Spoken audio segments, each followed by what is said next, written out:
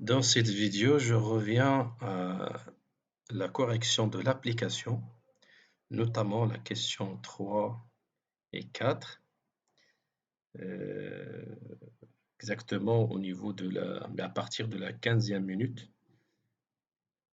J'ai signalé que les rendements sont croissants parce que je me suis basé sur le degré d'homogénéité que je l'ai trouvé avant 2, alors que ce n'est pas le cas. Donc, cette vidéo, c'est pour corriger cette, euh, cette erreur.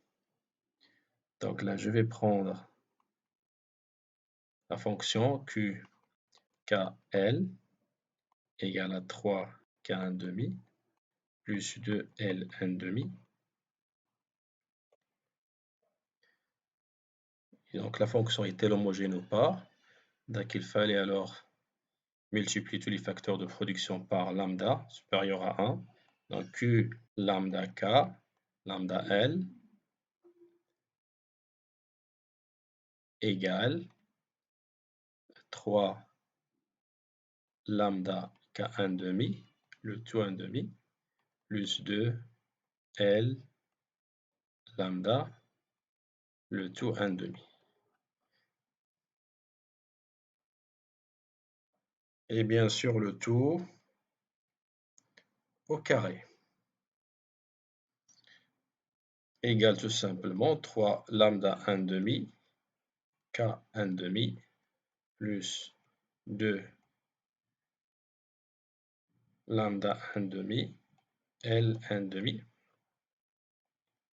et le tout au carré égale, j'ai un facteur qui lambda 1 demi, donc ça fait alors lambda 1 demi, qu'est-ce qu'il me reste? 3 K 1 demi plus 2L 1 demi et le tout au carré.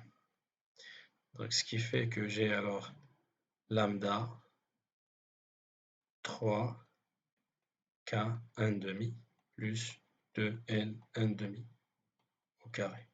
Et ça vous rappelle tout simplement Q K L.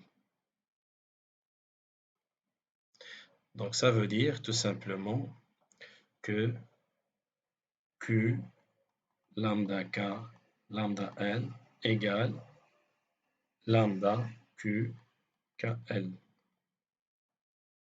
Donc on peut dire que la fonction Q est homogène de degré D égale, voilà la puissance de lambda. Qu'est-ce qu'il y a? On voit bien qu'il y a 1. Donc la fonction est homogène de degré 1. Après, on nous dit tout simplement, on demande quelle est la nature des rendements d'échelle. Donc, puisque le degré d'homogénéité égale à 1, donc il s'agit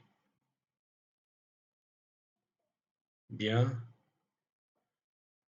des rendements